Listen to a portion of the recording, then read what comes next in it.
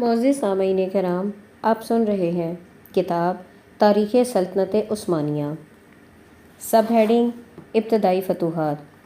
اتحادی فوجیں بودا واقعہ ہنگری میں اکٹھا اور وہاں سے کچھ ٹرانسلومینیا اور ولاچیا کی راہ سے اور کچھ سرویا کے راستے سے عثمانی مقبوضات کی طرف روانہ ہوئیں۔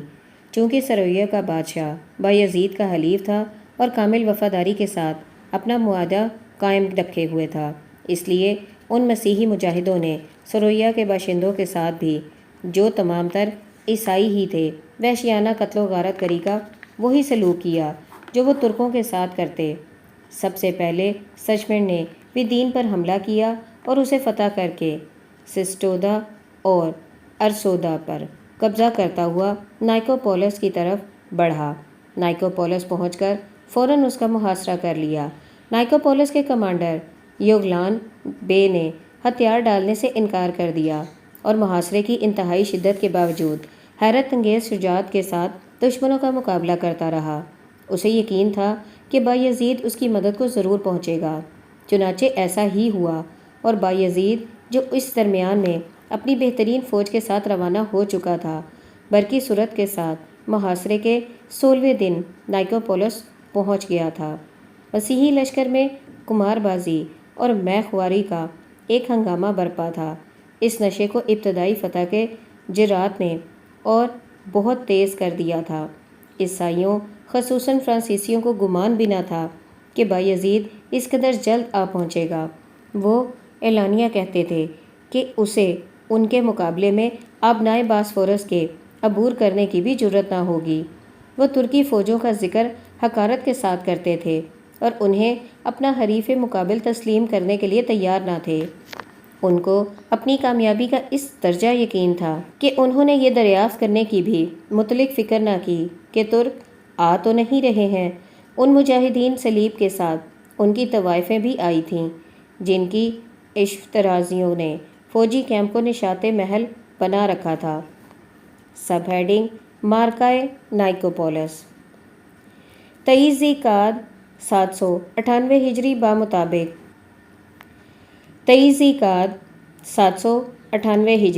بمطابق 24 ستمبر 1396 عیسوی کو کانٹ ڈی نیوریس نے اپنے فرانسیسی ساتھیوں کے ساتھ دسترخوان پر بیٹھا ہوا دفتن اسے یہ اطلاع ملی کہ ترکی فوج قریب آ گئی۔ سب کے سب فوراً اٹھ کھڑے ہوئے اور لڑائی کے لیے ہتھیار باندھے گئے۔ وہ چاہتے تھے کہ بلا تاخیر ترکوں پر حملہ کر دیں۔ سچمنڈ عثمانیوں کے اصول جنگ سے واقف تھا۔ وہ جانتا تھا کہ سب سے آگے بے قاعدہ اور غیر مرتب دستے ہوتے ہیں جو دشمن کے پہلے حملے کا زور توڑنے کے لیے آگے رکھے جاتے ہیں۔ اصلی اور باقاعدہ فوج ان کے پیچھے ہوتی ہے۔ اسی بنا پر اس نے فرانسیسی فوج کو مشورہ دیا کہ ان بے قاعدہ سواروں پر حملہ کر کے اپنی قوت کو ضائع نہ کرے۔ بعض فرانسیسی کمانڈروں نے اس رائے سے اتفاق کیا، لیکن دوسروں نے اس بدگمانی کی بنا پر کہ سچمنڈ پہلے خود حملہ کرنا چاہتا ہے، یہ گوارا نہیں کیا کہ فرانسیسی دستے ہنگری کی فوج سے پیچھے رہیں، اور اس مشورے کی مخالفت کی۔ فرانس کے نوعمر بہادروں نے بھی اس رائے کی پرجوش مخالفت کی اور اسی جوش میں ان ترک قیدیوں کو جو ان کے قبضے میں تھے اور جنہوں نے امن کے وعدے پر ہتھیار ڈالے تھے، قتل کر ڈالا۔ بایزید نے عیسائی لشکر سے تھوڑے فاصلے پر اپنی خاص فوج کو روک کر پہلے بے قاعدہ فوج دشمن کے مقابلے میں روانہ کی اور ان کی مدد کے لیے ینیچری اور سواروں کا ایک دستہ آگے بڑھایا۔ فرانس کے نوعمر نائٹ ترکوں کے اصول جنگ سے بالکل ناواقف تھے۔ وہ یہ نہیں جانتے تھے کہ عثمانیوں کی اصلی فوج بے قاعدہ فوج کے پیچھے ہوتی ہے۔ سچمنڈ نے انہیں سمجھانے کی بہت کوشش کی، مگر انہوں نے اس کی ایک نہ سنی اور پوری قوت کے ساتھ ترکوں کے مقدمۃ الحجش پر ٹوٹ پڑے۔ آسانی کے ساتھ اسے شکست دیتے ہوئے وہ آگے بڑھے اور پھر ینیچری اور سواروں کی صفوں کو چیرتے ہوئے، جنہیں بایزید نے پہلے روانہ کر دیا تھا، اسی جوش میں اتنی دور نکل گئے کہ باقی ماندہ اتحادی فوجوں سے ان کا تعلق تقریباً منقطع ہو گیا۔ دفعتاً انہیں بایزید کی 40,000 بہترین فوج نظر آئی، جسے دیکھتے ہی ان کو اپنی شدید غلطی کا احساس ہوا اور انہوں نے فوراً واپس ہونے کی کوشش کی، مگر واپسی اب ان کے اختیار سے باہر تھی۔ آگے سلطان کی تازہ دم فوج تھی اور پیچھے سے وہ ترکی دستے جنہیں وہ منتشر کر چکے تھے دوبارہ جمع ہو کر ان کی طرف بڑھ رہے تھے۔ یہ دیکھ کر کہ اب جان بچانا کس طرح ممکن نہیں، وہ مایوسانہ طور پر نہایت بے جگری سے لڑے اور ان 6,000 بہادروں میں سے تقریباً سب کے سب مارے گئے۔ جو بچ رہے وہ قید کر لیے گئے، صرف چند ایسے تھے جو بھاگ کر عیسائی لشکر میں پہنچ سکے۔ اس کے بعد بایزید سچمنڈ کے مقابلے کے لیے آگے بڑھا۔ اسے دیکھتے ہی اتحادی فوجوں کے دونوں بازو فوراً بھاگ کھڑے ہوئے، البتہ قلب لشکر نے، جو ہنگری، بویریا اور اسٹیریا کے دستوں پر مشتمل تھا اور جس کی کمان خود سچمنڈ کے ہاتھ میں تھی، جم کر مقابلہ کیا۔ لیکن یہ جنگ 3 گھنٹے سے زیادہ قائم نہ رہ سکی۔ اتحادیوں کو بری طرح شکست ہوئی، ان کے ہزاروں سپاہی کام آئے اور 10,000 گرفتار کر لیے گئے۔ سچمنڈ چند سرداروں کے ساتھ بمشکل جان بچا کر بھاگا۔ اس جنگ میں اسٹیفن کی سروئی فوج سے، جو بایزید کی حمایت میں لڑ رہی تھی، عثمانی فوج کو بڑی مدد پہنچی۔ فتح کے بعد بایزید نے میدان جنگ کا معائنہ کیا۔ اس وقت اسے معقول ترکوں کی تعداد کا اندازہ ہوا، نیز یہ معلوم کر کے کہ ابتدائے جنگ میں جن ترکوں نے مغلوب ہو کر جان بخشی کے وعدے پر ہتھیار ڈال دیے تھے، انہیں بھی عیسائیوں نے نقض عہد کر کے قتل کر ڈالا، اور اس کا رنج و غصہ اور بھی زیادہ ہوا، اور اس نے تہیہ کر لیا کہ ان کے خون کا بدلہ عیسائی قیدیوں سے لے کر رہے گا۔ چنانچہ دوسرے روز صبح کو اس نے تمام عیسائی قیدیوں کو، جن کی تعداد 10,000 تھی، اپنے سامنے کھڑا کر کے ان کے قتل کا حکم دیا۔ قیدیوں میں کاؤنٹ ڈی نیورس بھی تھا۔ بایزید نے اسے قتل سے مستثنیٰ کر دیا اور اسے اجازت دی کہ قیدیوں میں سے 24 عیسائی شرفاء کو منتخب کر لے، اور ان سب کی بھی جان بخشی کر دی۔ اس کے بعد قتل شروع ہوا، جو 4 بجے شام تک جاری رہا۔ جب ہزاروں قتل ہو چکے تو امرائے سلطنت کی درخواست پر بایزید نے جلادوں کو ہاتھ روکنے کا حکم دیا، اور جو قیدی بچ رہے تھے ان میں سے ایک خمس سلطان کا حصہ علیحدہ کرنے کے بعد بقیہ ان مسلمان سپاہیوں کو تقسیم کر دیے جنہوں نے ان کو جنگ میں گرفتار کیا تھا۔ کاؤنٹ ڈی نیورس اور اس کے 24 ساتھی 1 سال تک زیر حراست رہے، لیکن بایزید نے ان کی حیثیت کے مطابق انہیں عزت و احترام کے ساتھ رکھا، اور جب ان کا زر فدیہ فرانس سے آ گیا تو انہیں وطن واپس جانے کی اجازت دے دی۔ رخصت کے وقت جب یہ لوگ بایزید کے لطف و عنایت اور حسن سلوک کا شکریہ ادا کرنے کے لیے اس کی خدمت میں حاضر ہوئے تو اس نے جان کاؤنٹ ڈی نیورس کو مخاطب کر کے یہ تقریر کی: جان، مجھے خوب معلوم ہے کہ تو اپنے ملک میں ایک بڑا سردار اور ایک طاقتور رئیس کا لڑکا ہے۔ تو نوجوان ہے اور ابھی تیرے لیے امید کے بہت سے سال باقی ہیں۔ ممکن ہے کہ میدان جنگ میں تیری اس پہلی کوشش کی ناکامی پر لوگ تجھے قابل الزام ٹھہرائیں، اور تو اس اتہام کو رفع کرنے اور اپنی شہرت و نیک نامی کو دوبارہ حاصل کرنے کی غرض سے ایک طاقتور فوج اکٹھا کر کے میرے مقابلے میں جنگ کے لیے آئے۔ اگر میں تجھ سے ڈرتا تو تجھ سے اور تیرے ساتھیوں سے تیرے ایمان اور عزت پر حلف لے آتا کہ نہ تو اور نہ وہ کبھی میرے مقابلے میں ہتھیار اٹھائیں گے، لیکن نہیں، میں ایسی حلف کا مطالبہ نہ کروں گا۔ برخلاف اس کے میں خوش ہوں گا اگر تو اپنے ملک میں واپس پہنچ کر ایک فوج جمع کرے اور اسے لے کر یہاں آئے، تو مجھے ہمیشہ میدان جنگ میں اپنے مقابلے کے لیے تیار پائے گا۔ جو بات میں اس وقت کہہ رہا ہوں اسے تو جس شخص سے بھی چاہے نقل کر دینا، کیونکہ میں ہمیشہ جنگی کارناموں نیز اپنی فتوحات کی توسیع کے لیے تیار اور خواہش مند رہتا ہوں۔ کاؤنٹ ڈی نیورس اور اس کے ساتھیوں میں سے صرف ایک نائٹ مارشل بوسیلیکا نے بایزید کی یہ دعوت قبول کر لی، اور 802 ہجری 1399 عیسوی میں چند جہاز اور 1200 نائٹ اور پیدل فوج لے کر قسطنطنیہ پہنچا اور شہنشاہ کو شہر کی مدافعت میں مدد دی۔ اس کے علاوہ کسی اور کو بایزید کے مقابلے میں آنے کی پھر کبھی ہمت نہ ہوئی۔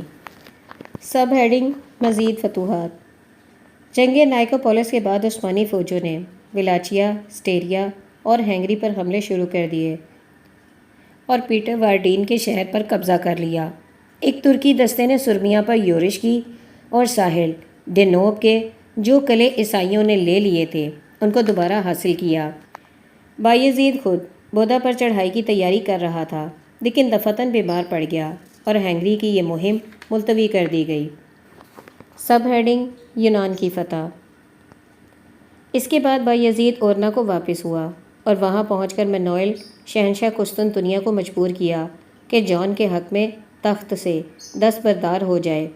800 ہجری بمطابق 1397 عیسوی میں وہ دفعتاً یونان پر حملہ آور ہوا اور آسانی کے ساتھ تھسلی، فوسیس، ڈوریس اور لوکریس پر قبضہ کر لیا۔ اس کے بعد اس کے 2 جرنیلوں یعقوب اور افرنیوس نے خاکنائے کورنت کو طے کر کے جنوب کا رخ کیا اور تمام موریہ کو فتح کر لیا۔ موریہ کے 30,000 یونانی باشندے بایزید کے حکم سے ایشیائے کوچک میں منتقل کر دیے گئے اور ان کی جگہ ترکوں کی 9 آبادیاں قائم کر دی گئیں۔ موریہ پر تھیوڈ اور پلیولوگس شہنشاہ قسطنطنیہ کے نائب کی حیثیت سے حکومت کرتا تھا۔ اس نے بایزید کی سیادت قبول کر لی اور دولت عثمانیہ کا باج گزار بن گیا۔ سب ہیڈنگ قسطنطنیہ کا محاصرہ۔ یونان کی فتح کے بعد بایزید پھر اورنا لوٹ آیا اور اب اس نے قسطنطنیہ پر فوراً قبضہ کرنے کا تہیہ کر لیا۔ اس سے قبل بھی وہ قسطنطنیہ کا محاصرہ کر چکا تھا اور شہنشاہ کو اپنے پایہ تخت محفوظ رکھنے کے لیے بہت سخت شرائط پر 10 سال کے لیے صلح کر لینی پڑی تھی۔ لیکن اس مدت کے ختم ہونے سے پہلے ہی یونان کی فتح سے فارغ ہو کر بایزید پھر قسطنطنیہ کی طرف متوجہ ہوا اور اس نے ایک خاص ایلچی کے ذریعے سے شہنشاہ کے پاس یہ پیغام بھیجا کہ وہ تاج و تخت سے دستبردار ہو جائے، ورنہ شہر بزور شمشیر فتح کر لیا جائے گا اور اس وقت وہاں کے باشندے رحم و کرم کے مستحق نہ سمجھے جائیں گے۔ اس نے یہ بھی کہلایا کہ قسطنطنیہ کے معاوضے میں شہنشاہ اپنے لیے کوئی دوسری حکومت پسند کر لے جو اسے دے دی جائے گی۔ قسطنطنیہ کے باشندے بایزید کی قوت سے واقف ہونے کی وجہ سے چاہتے تھے کہ جس طرح بھی ممکن ہو جنگ کی نوبت نہ آنے دے، لیکن جان کو امید تھی کہ عیسائی حکومتیں قسطنطنیہ کی مخالفت میں اس کی مدد سے دریغ نہ کریں گی، اس لیے اس نے ایلچی کو یہ جواب دے کر رخصت کر دیا، اپنے آقا سے کہہ دو کہ باوجود اس کے کہ ہم ضعیف و ناتواں ہیں، ہم خدا کے سوا کسی دوسری طاقت سے نہیں ڈرتے۔ وہی کمزور کی حفاظت کرتا ہے اور طاقتور کا غرور توڑتا ہے۔ سلطان کو اختیار ہے جو چاہے کرے۔ اس جواب کے بعد بایزید نے فوراً قسطنطنیہ کا محاصرہ کر لیا۔ اسی محاصرے کے دوران میں مارشل بوسلیکا شہنشاہ کی مدد کے لیے فرانس سے آیا تھا۔ سب ہیڈنگ حالات کا انقلاب۔ لیکن عین اس وقت جب بایزید قسطنطنیہ پر حملے کی تیاریاں کر رہا تھا، اس کے ایشیائی مقبوضات میں نہایت انقلاب انگیز حالات رونما ہو رہے تھے، جن سے مجبور ہو کر اسے محاصرہ اٹھا لینا پڑا۔ اب تک 12 سال کی مدت حکومت میں جو مسلسل جنگوں پر مشتمل تھی، بایزید کو ہمیشہ کامیابی ہوتی گئی۔ اس نے ایشیائے کوچک کے بڑے حصے مقدونیہ، شمالی بلغاریہ اور تھیسلی کو اپنی سلطنت میں شامل کر لیا اور سلطنت بازنطینی، سرویا، ولاچیا، بوسنیا اور یونان کے بیشتر حصے کو دولت عثمانیہ کا باج گزار بنا لیا تھا۔ نائکوپولس کے میدان میں اس نے یورپ کی متحدہ اور بہترین فوجوں کو نہایت سخت شکست دے کر صلیبی اتحاد کی قوت کو پاش پاش کر ڈالا تھا۔ اس وقت تک کسی جنگ میں اسے ناکامی نہیں ہوئی تھی، لیکن آئندہ 2 سالوں میں جو اس کی حکومت کے آخری سال تھے، اسے اتنی زبردست شکست اٹھانی پڑی کہ اس کی تمام فتوحات پر پانی پھر گیا اور کچھ دنوں کے لیے سلطنت عثمانیہ کی عظمت خاک میں مل گئی۔ خود بایزید کا خاتمہ بھی قید کی حالت اور بے کسی کے عالم میں ہوا۔ اس تباہی اور بربادی کا سبب وہ آویزش تھی جو بایزید اور تیمور کے درمیان پیدا ہو گئی تھی۔